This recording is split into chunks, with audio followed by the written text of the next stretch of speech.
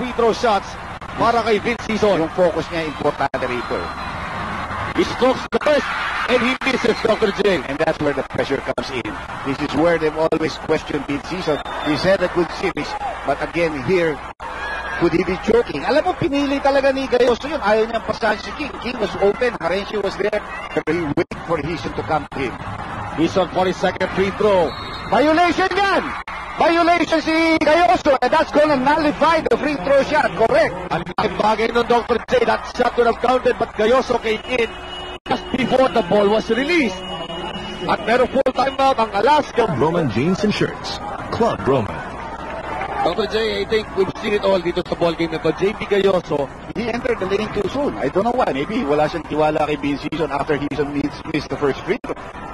And so he was called for the violation by entering the lane too soon. He nullified the free throw shot that was made by Vince Sison. at alam mo, nakikita natin from this side, Dr. J, dahil malapit tayo sa dugout